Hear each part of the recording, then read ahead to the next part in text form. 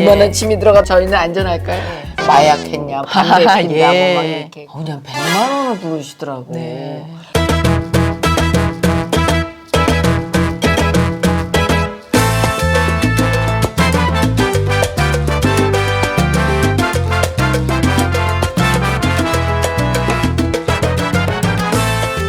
이번 편에서는요, 지난번에 우리가 약과 관계해서 들었는데 이번에는 침, 뜸, 약 이런 것 중에 그거에 대한 안전성부터 나는 좀 듣고 네, 싶어. 예. 2만 원 침이 들어가 저희는 안전할까요?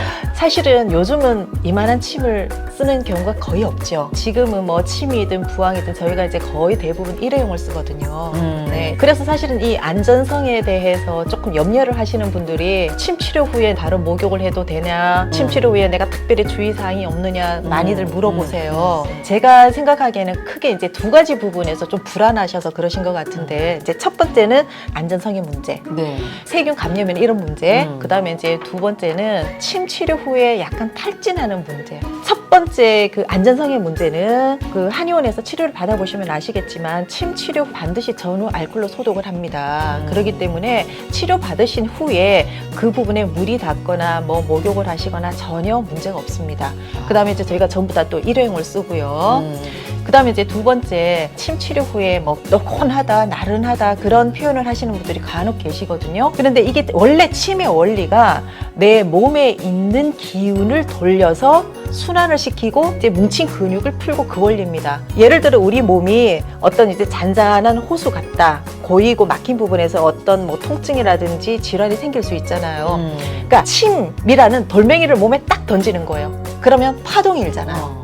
그러면서 이제 몸이 순환이 일어나기 시작을 하는 거거든요. 침 치료 매일 맞으셔도 되고요. 이를테면 근육통, 간단한 염자, 채기 이런 경우에는 그 증상이 없어지실 때까지 매일 맞으시는 게 원칙이죠.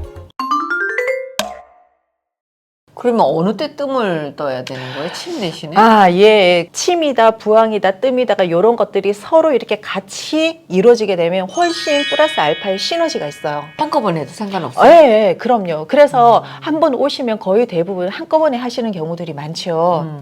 저희가 통계적으로 침하고 부항하고를 같이 했을 때 1.3배의 치료 효과가 있었다라는 통계도 있거든요. 근데요, 이제 나이 든 사람들은 네. 뜸 얘기를 참 많이 해요. 네. 쑥뜸이 좋다고 얘기하잖아요, 네. 보통. 사실은 이 쑥뜸의 문제점이 뭐냐면은 연기가 냄새가 나고 네. 그래서 이웃집에서 오해를 한대. 네, 마약 했냐, 반대 했냐고 예. 막 이렇게. 근데 요새 향기가 안 나는 네, 뜸이 예. 있어요, 쑥이. 네, 예. 근데 그거 효과가 있을까요?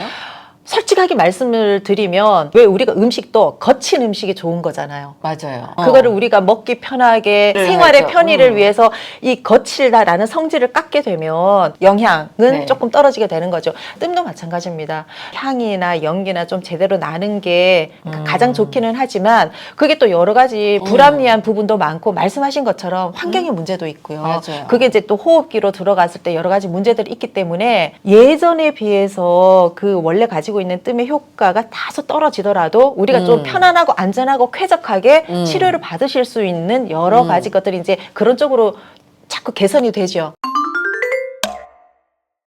내가 옛날에 무식하게 네. 그냥 경혈자리 하나도 몰라. 예, 예. 근데 그냥 아픈 데에다가 놓는 거지. 네. 왜 거기다가 놓고는 이렇게 뜨고 그랬었어요. 네. 근데 아무 자리에 떠도 되나요? 아니죠. 뜸 자리가 굉장히 중요하거든요. 그 온열 자극이 속으로 전달이 돼야 되는 거기 때문에 그냥 아무 자리에 뜨는 게 1이라면 경혈 자리를 통해서 뜸을 뜨시는 게 10이라고 보시면 됩니다. 그 다음에 또 하나는 네. 댁에서 뜨시는 경우 어떤 문제가 있냐면 간혹 화상을 입으시는 경우들이 있어요. 맞아요. 화상 자체가 문제가 아니라 그 뒤에 감염에 대한 문제가 반드시 따라오게 되는 거거든요. 그래서 댁에서 뜸을 뜨시면서 화상을 입으셔서 이제 깜짝 놀라셔서 이걸 어떻게 하면 되냐 하고 이제 한의원에 오시는 분들이 많으시죠. 그래서 제가 댁에서 뜸 뜨시는 거는 제가 댁에서 하지 마세요라고 말씀을 드립니다. 근데 우리가 왜 못 가냐.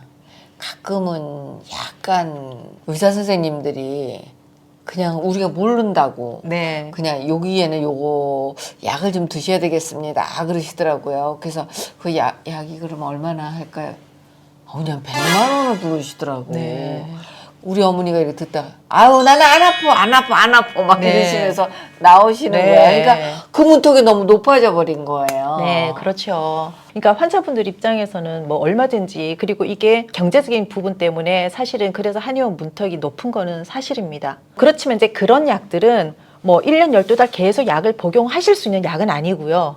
그러니까 정말 내 몸에 어떤 그런 약이 필요할 때 정말 이렇게 포인트 타이밍적으로 잡아서 약을 복용을 하시는 거고 그 외에 아까 좀 전에 말씀드렸던 것처럼 그냥 이런 치료로 몸을 계속 평소에 조금 신진대사나 여러 가지 순환을 높여 놓으시면 그런 치료를 진행을 하시다 보면 사실은 보험약 중에서도 그 중에서 맞는 처방들이 원장님들이 권해드리실 거예요.